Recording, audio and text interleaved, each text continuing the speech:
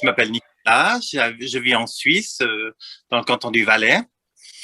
Je témoigne pour la maladie d'Huntington. J'ai parlé à plusieurs personnes qui sont dans le médecin et tout ça. Certains connaissent, certains, au premier abord, sont pas très aigus sur l'affaire. Ah oui, c'est ça, parce qu'ils appelaient ça la danse de Saint-Guy à l'époque. Hein.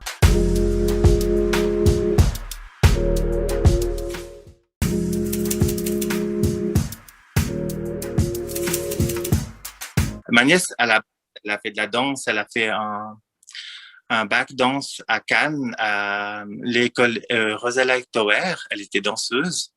Et puis, après, elle est rentrée, elle a fait un brevet d'esthéticienne. Et puis après, ben, la maladie a commencé à attaquer. Elles étaient encore chez elles. Hein. Elles avaient quand même, c'est ce que je vous explique, le réseau santé de ma nièce, où il y avait où il y a toujours un infirmier en psychiatrie, où il y a encore une psychiatre, il y a encore un médecin, il y a encore tout un réseau derrière. Hein.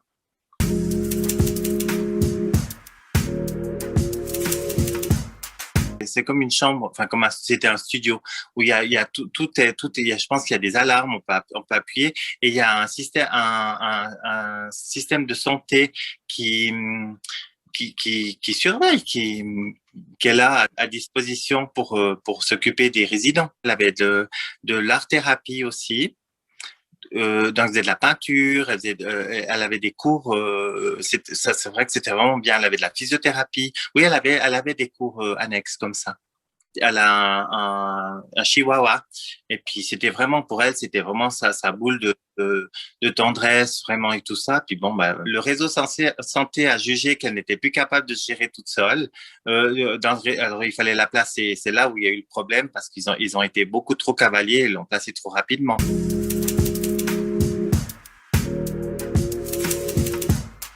J'ai des frères et des sœurs aînés qui sont beaucoup plus âgés que moi, j'ai pas peur de le dire, ils ont vu le côté pratique de la mettre en EMS vers leur domicile parce que c'était plus simple pour eux que pour faire des visites éclairs de un quart d'heure, 20 minutes, voire une heure. Et nous, avec ma sœur, on avait trouvé une structure qui était plus à distance, qui arrangeait un petit peu dans le sens qui nous arrangeait plus, nous, dans le sens qu'on était plus près. Moi, elle aurait pu garder son chien parce elle a dû abandonner son chien. C'est ma sœur qui a dû le reprendre.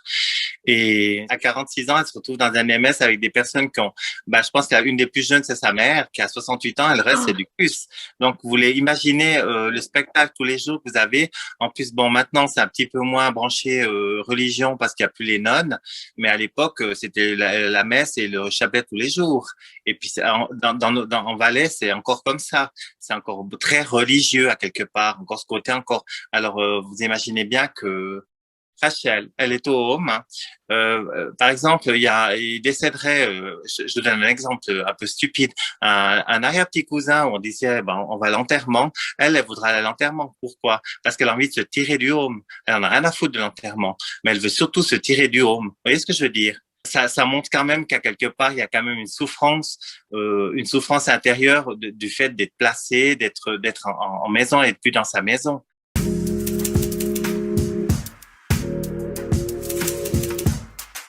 Je trouve qu'elle a beaucoup rétrogradé, elle a pris du poids. Et c'est une fille qui était toute fine. J'ai rencontré sa psychiatre dans une séance qui s'est très mal passée. Je trouvais que c'est des gens qui la tiraient vers le bas, qui n'avaient aucune compassion pour elle. Et ils faisaient fi de ce qu'on pensait nous. Parce qu'il y avait justement les branches aînées qui et puis qui avaient pris certains pouvoirs et puis que nous on avait un peu les mains et les pieds et les mains liés. Mais maintenant ce qui se passe actuellement, c'est qu'il faut aussi mettre une chose dans la balance, c'est que il y a aussi un coût à tout ça. Donc actuellement, ils sont en train de chercher à savoir comment faire pour avoir de l'argent pour lui payer. Puis là, c'est un bail qui va durer 20 ans. Je vous laisse imaginer la somme que ça va faire.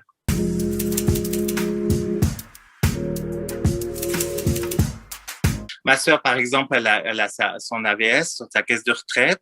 Et puis après, il y a les caisses maladies qui payent une partie. Et puis après, ben, je pense qu'il y a aussi la fortune personnelle, les liquidités. Et s'il n'y en a pas, c'est l'État qui paye.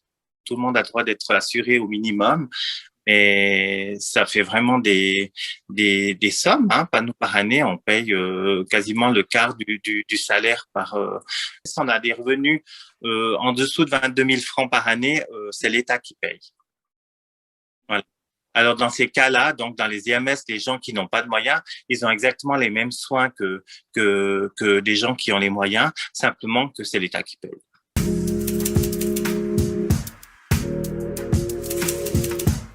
Ma sœur Michelle lui paye le coiffeur, la pédicure et tout ça.